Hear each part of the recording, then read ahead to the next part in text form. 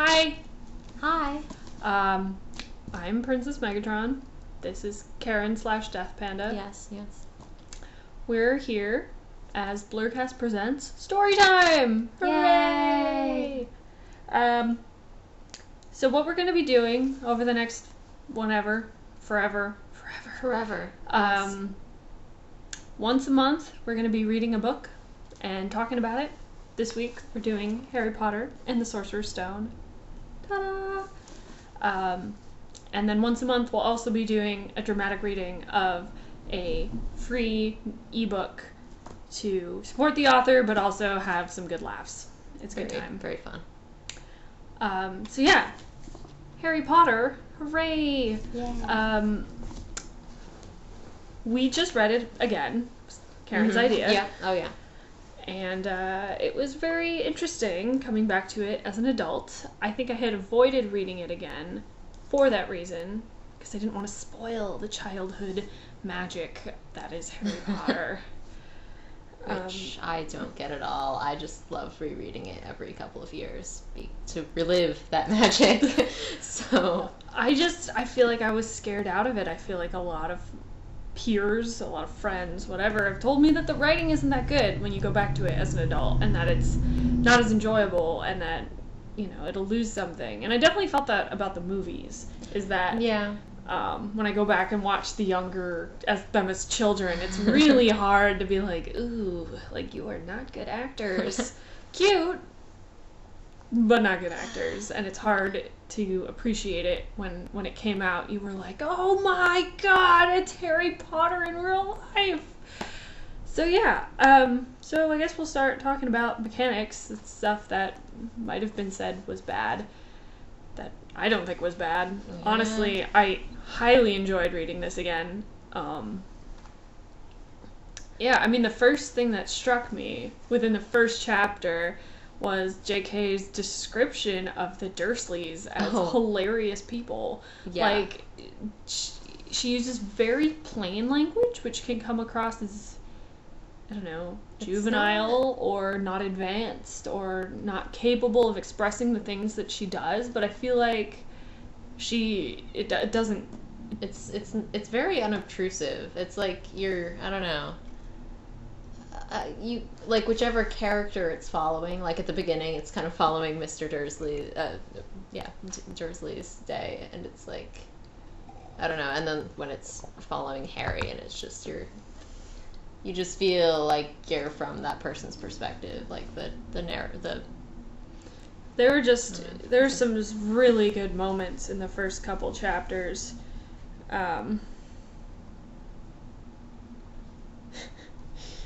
Just the first few pages. At 8:30, Mr. Dursley picked up his briefcase, pecked Mrs. Dursley on the cheek, and tried to kiss Dudley goodbye, but missed because Dudley was now having a tantrum and throwing his cereal at the walls. Little tyke, chortled Mr. Dursley as he left the house. He got into his car and backed out of number 4's drive. Like, it's just really simple, but at the same time, it's hilarious! Mm-hmm. And she just captures that, I don't know, like, plainness of speech, but it's, nobody would speak like that, but it feels like that's how you would speak, Right. And one thing I guess I'd forgotten a lot of was the Dursleys take up, like, the first quarter of the book is like, Harry is abused. Just so you get the picture, it's like the first 4 or 5 chapters, and this book is just, it's not very big, is all like, wow, Harry had a horrible childhood. How did he even make it to 11 without someone calling Child Protective Services? Presumably they have that in Britain. You'd like to think so. I'm sure they do. But it's like... Hopefully, but really, they're not helping Harry. Though he's not... he's so chill about it, though, it feels like. He's just so used to it. It's not... I don't know. Like, I feel like he was even trying to... I don't know. Like, mess with Dudley a couple of times. Like it's still joking around and stuff, even though he is, like, not in a good situation. Yeah, and it's kind of like, that was one of those, like, I never thought about it that way as a kid. It was just sort of like, oh man, Harry has it bad. He has to live in a cupboard under the stairs. And then you're like, that's abuse. That is not proper childcare at all. No. And okay, sure, they feed him and they clothe him and they let him go to school, but, like, he's not their child, and they make it very clear. Mm-hmm. It's horrible. Like, for a children's book, it's really honestly horrible. Well, yeah. I mean, it just occurred to me that it might be similar to Series of Unfortunate Events. Well, except they're that's orphans. definitely like more of a depressing sort of... I don't know. I just feel like that one's kind of more... It's a constant downhill. Yeah. Whereas Harry Potter certainly hits a serious uphill, after he leaves the Dursleys, and really, whatever. Goes up and down throughout the rest of the course of the books. Yeah. Kind of more hilariously, I don't know, just the Dursley stuff ends up being kind of hilarious antics, even though it is so ridiculously terrible. Yeah, I mean, it's the kind of balance is this child abuse or is it funny? Like, Harry doesn't seem to take it too hard. No. He's never been hit, you get the idea. Well, Dudley hits him. Yeah. Dudley beats the shit out of him. Hence the broken glasses. Mm-hmm. But, I don't know. What is abuse? There. Yeah. So we're going to talk about the happier stuff now. Yeah. We wrote down the way that J.K. uses language and words to describe things without describing them. Especially names of places and of things. Right. Like, the one I just thought of was Neville Longbottom. You know who he is without knowing anything about him. You already have an idea. And just, I don't know. I mean, like all the professors and stuff, like Flitwick and Professor Binns, and even that one's McGonagall, she has round glasses. You just, because of her name. Yes, and Flitwick and Professor Binns. Yeah. Who has died. He's a ghost. And I wish he had shown up in the movies because he never is mentioned more than a couple times. Right. That's one of those, it's just one of those little details that just kind of hilarious, even though it's just the world building, where it's, just mentions that, he sat down, he fell asleep in his chair one day and just got up as a ghost and returned to class. Right, he left his body behind to teach class the next day. Yeah, and has been doing so ever since. She drops those little tidbits, I feel like Hogsmeade doesn't really show up until book 3 or 4, but, she mentions it, and you realize that the world is so much bigger. Yeah, because that's where Hagrid went drinking and when he won the dragon egg. Dragon egg. And I forgot that Norbert showed up in book 1, I think. I feel like I thought that was further along in the story. It kind of surprised me when it came up just right away. And it's so quick. And he's there and then he's gone the next chapter or something, or leaving the next chapter. And that was one of those, moments where, I don't know, it felt like she was tying knots in a rope to make it all work together. And I'm not sure that it matched.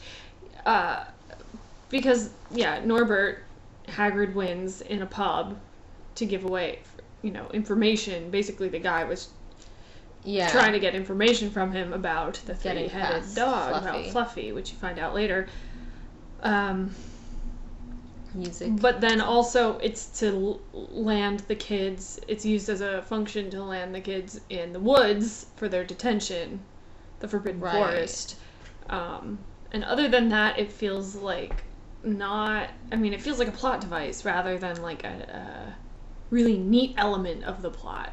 And maybe that's just me. I don't know. It didn't really stand out to me that way. It just the whole tying back the guy in the pub to Norbert and Fluffy seemed kind of weird. I mean, more that Harry jumped to that conclusion, but... Well, yes. We'll get to that. Well, yeah. I just when Ron's right, my brother, he works with dragons, and so they do, and the next day they get a letter back saying, yeah, we'll be there tonight, we'll just pick him up, it'll be totally fine, and then they do, and it's just yeah, that was very... Done! cleanly taken care of. That's a little...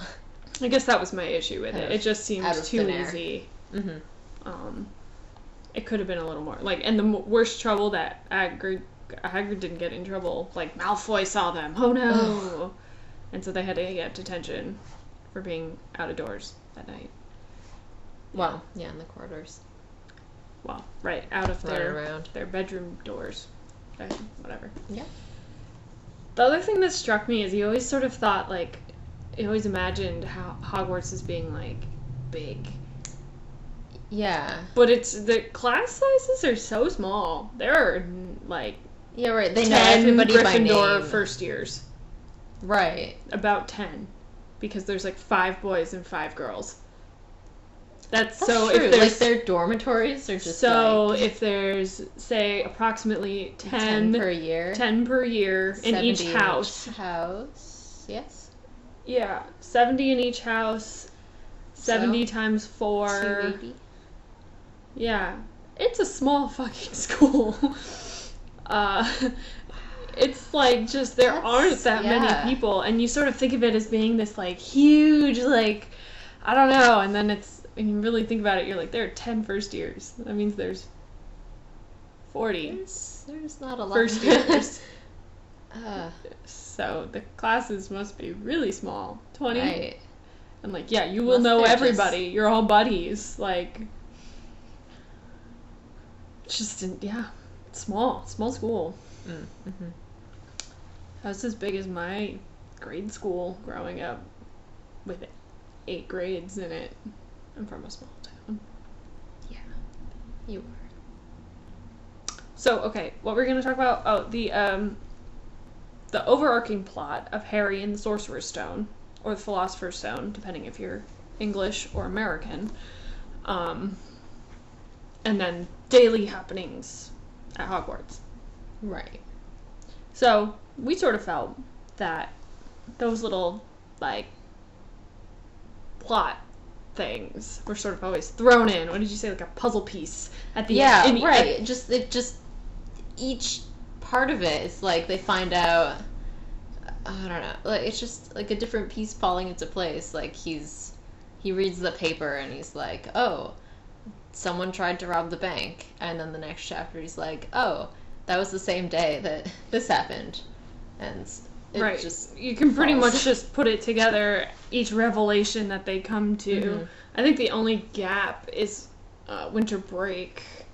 Yeah. When Hermione's like, you have to find out who Nicholas Flamel is, and they're like, okay, and then they promptly don't, because who wants to spend your entire winter vacation in the library? Right. Nobody. No one. So, yeah, but it that is one aspect where I feel like it was maybe a little contrived, and it could have flowed a little better, could have been knit together a little bit better. Just because it felt like, Hogwarts Quidditch match, okay. Oh, by the way, Nicholas Flamel. Okay, yeah, it's Halloween, and there's a troll, and whatever. Oh, by the way, Fluffy. Okay, like, and it's just like a little thing, and yes, it's woven throughout the whole book. Like, there's never, I don't know. I did feel like there were moments when I forgot about the plot, and was just really and then it just comes back, and it's like, oh yeah, right, this thing that is happening. It's that you really just want to know what life is like at Hogwarts, and you want more, and you get so sucked into like the Quidditch match, and like, oh my God, Snape's refereeing, and what's happening, and I just want to walk down Diagon Alley. Like as soon as he goes there, I'm like, oh my God, I want to be there. And, I mean, props to the movie makers who made it come alive, because honestly, that is maybe just, like,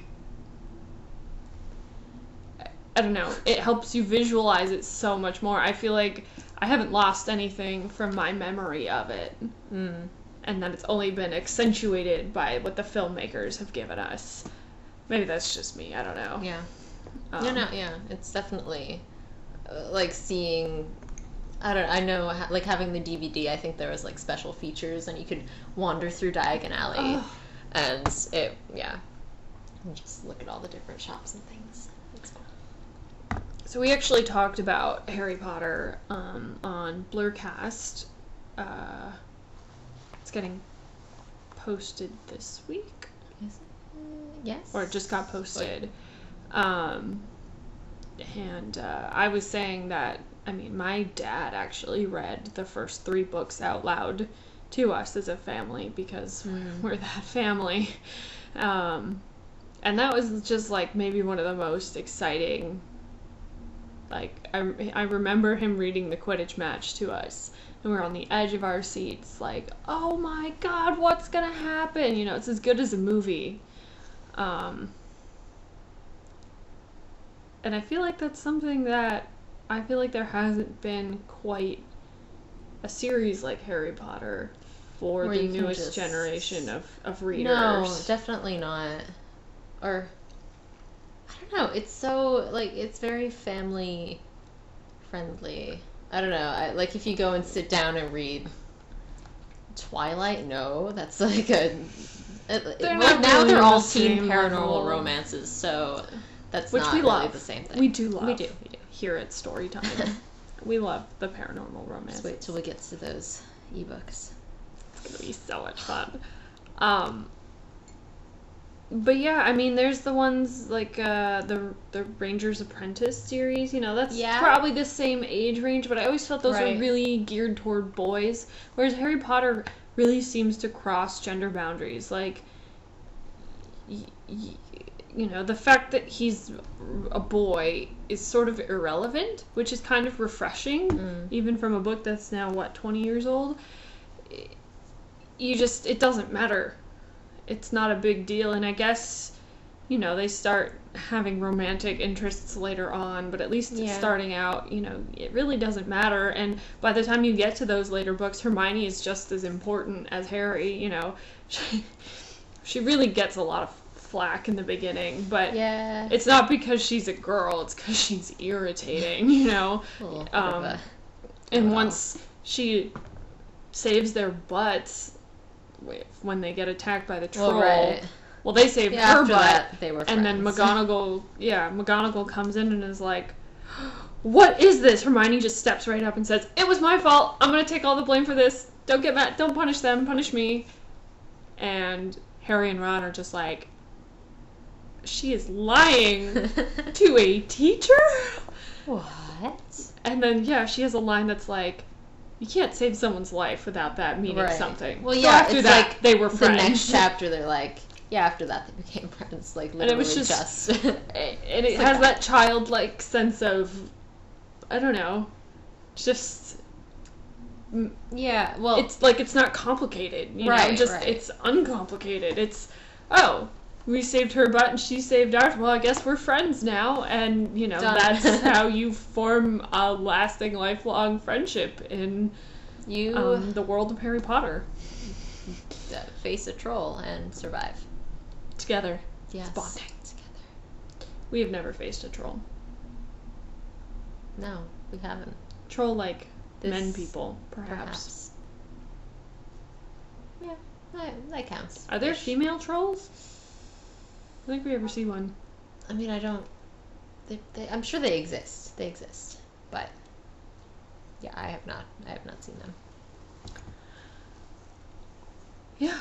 Well, what else to say about Harry Potter? Goodness. Oh.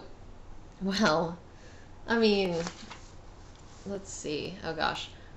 Was it even necessary? Right. The ending! I just... Continue, please. I'm just reading it at some point and thinking, oh yeah, so like there's this challenge and this stuff and stuff and they're fighting. They're getting so worked up, like, oh no, Snape's gonna steal the stone and stuff, and they're like, we have to do something. And I just realized, actually, they really don't. like yeah, they go through the room. What's the first room? Oh, the Devil's Snare. And then chess. The keys, the flying keys. Yeah. And then because they get through keys. They get through those together. Right. Then the chess set and Ron's out, and then the potions. Well, Hermione's they walk through the troll room and then to the potion. Right. Yes. the troll room, and then the potions, and Hermione's out, and then Harry has gone into the final chamber, and there's Quirrell, and the Mirror of Erised, and he's like, how do I save the stone? You turn around and you walk out. Right. It's like, Quirrell's already stuck, and he's not going to get anywhere. Like, the mirror's not going to give him the stone. It's like, the other challenges weren't even necessary, really. Like, if they just had the mirror. Like, and, bigger picture, Harry lost the element of surprise he had with the love thing and not being able to touch Voldemort. Because Voldemort learns from that the next time they meet, which... Indeed, yes. I mean, technically book 4, when he rebuilds his body. Mm-hmm. I mean, he learns about it in... Well, Riddle does. I just read 2, so... Okay, right. And he's like, oh, yes, it was love. Because Harry's so the next book, he figures it out, and then book 4, when he rebuilds his body, guess what? Oops. Because otherwise he wouldn't have faced Voldemort at all until... Well, he would have run into Tom Riddle, probably, in the Chamber of Secrets. But he wouldn't have found out anything about the love stuff, because Riddle was ghosting. Yeah, right, and that wasn't even a factor there, so...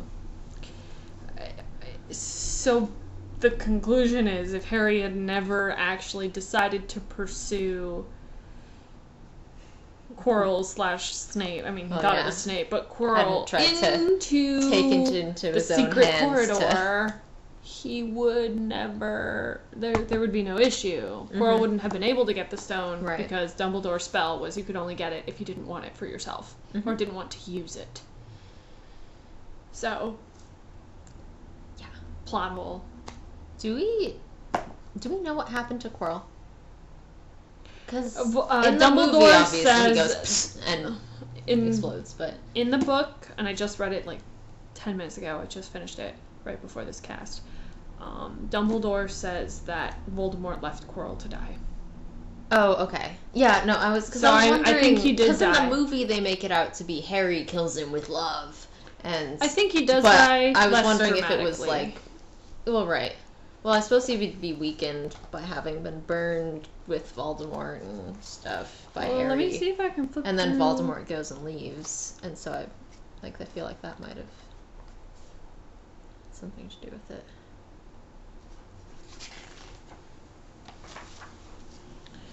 Okay. So yes, Dumbledore goes to visit Harry in his hospital bed.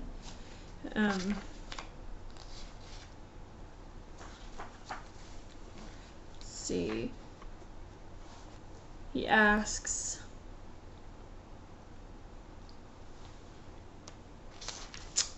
he mentions pulling Quirrell off him or something. Why would he want to? So, I mean, the fact is that she drops tons of hints for the next 7 books, which you don't realize at the time. Like, Harry asks, "Why did Voldemort try to kill me?" And Dumbledore says, "Oh yeah, you'll find out someday. You'll learn when you're older." Right. Can't tell. And that's when you're like, "Oh my God, that's actually the prophecy," which is something I keep forgetting about, but it's actually kind of a big deal. Yeah. Why couldn't Quirrell touch me? It's a love thing.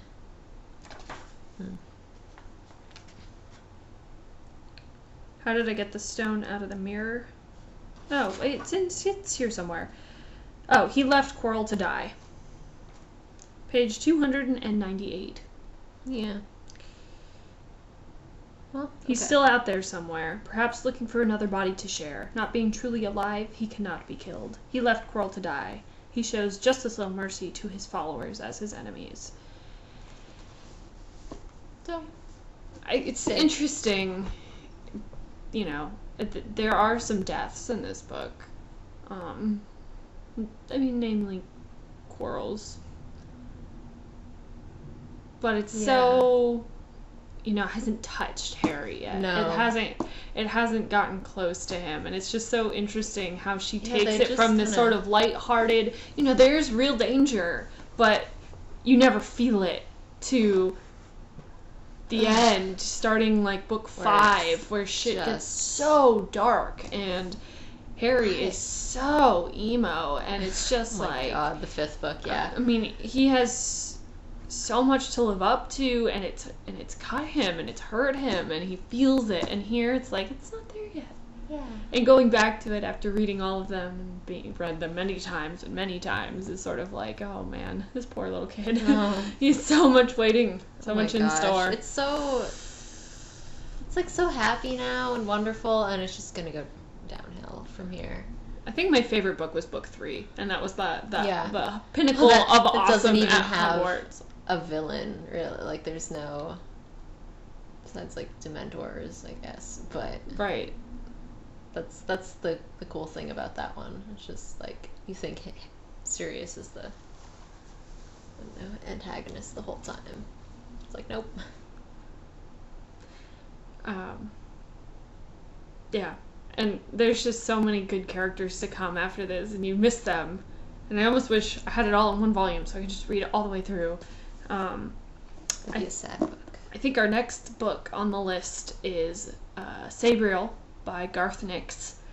That's what we'll be doing for July. And I haven't actually ever read that one, but Karen has, so it's one of her favorites. Have to reread it. We're gonna reread it. I'm gonna read it, and that will be next time. And then later this month, we will be doing a reading of. Don't know yet. We'll find out. We'll figure it out. Great. We have 2 weeks to figure it out. And that one will be funny. It will be so funny. Hopefully. You never know. Better be really. Thank you for tuning in. Keep an eye out for Blurcast and all the Blurcast news that's all around the internet. We've got Twitter and Facebook and Instagram and all of the Tumblrs. Watch us on Blurcast YouTube and the Princess Megatron on YouTube. We'll be in both places, and hope to see you next time.